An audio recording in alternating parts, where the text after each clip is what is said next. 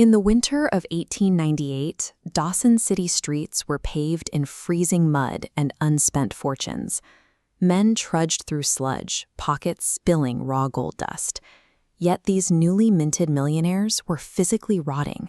Their teeth fell out, gums bled continuously, and their legs turned a bruised, sickly black. 2 years earlier, the Klondike Gold Rush had begun. An estimated 100,000 people fled a crippling economic depression in the United States, cramming onto boats and aiming for the Yukon. They achieved financial wealth, only to find themselves biologically starving to death in a booming town. Reaching the goldfields meant crossing the treacherous Chilkoot Pass. To prevent mass starvation, the Northwest Mounted Police mandated that every prospector carry exactly 1 ton of supplies across the mountains just to enter Canada. The mandated packing list relied on preserved goods, hundreds of pounds of bacon, flour, beans, and evaporated fruit. This preserved diet was mathematically calculated to guarantee a man's caloric survival for an entire year in the wild. This nutritional breakdown highlights a biological flaw. While the requirements for calories and protein are met, the bar for vitamin C, the nutrient needed to prevent scurvy, remains totally empty.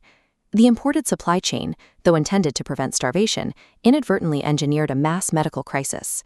As the harsh northern winter set in and the Yukon River froze solid, the stored provisions began to degrade. The scurvy epidemic took hold. Desperate miners turned to local hospitals, where doctors were using a specific cure: raw, uncooked potatoes. Looking at this exchange rate, you see the resulting hyperinflation.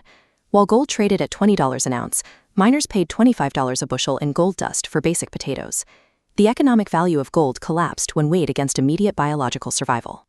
The prospectors attempted to buy their way out of organ failure using the same economic system they had dragged up from the south. While the prospectors withered, groups like the Athabascans, Inupiat, and Yupik had spent centuries turning this frozen landscape into a sustainable pantry. They relied on a hyper-adapted survival food known as akutak, or Alaskan Indian ice cream. This chart compares akutak's macronutrients to Western flour. Whipping caribou or seer fat with fried meat provided slow-burning, dense calories and protein at a fraction of the weight. Folding in local tundra berries spiked the vitamin C levels off the charts. Naturally preserved by the cold, this mixture could be transported over massive distances without spoiling. Indigenous peoples had engineered a balanced, transportable, scurvy-proof survival ration that put the prospectors' diet to shame. The indigenous hunter traveled light with nutrient-dense akutak, while the Western prospector hauled 1,500 pounds of useless, scurvy-inducing flour over freezing terrain.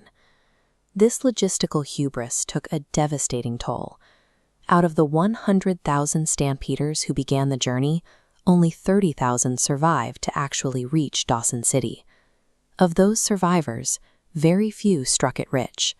The vast majority returned home penniless, with bodies permanently broken by disease. Cultural hubris, prioritizing imported market economics over ecological compliance, drove this staggering failure. The Klondike demonstrates how value is dictated entirely by geography.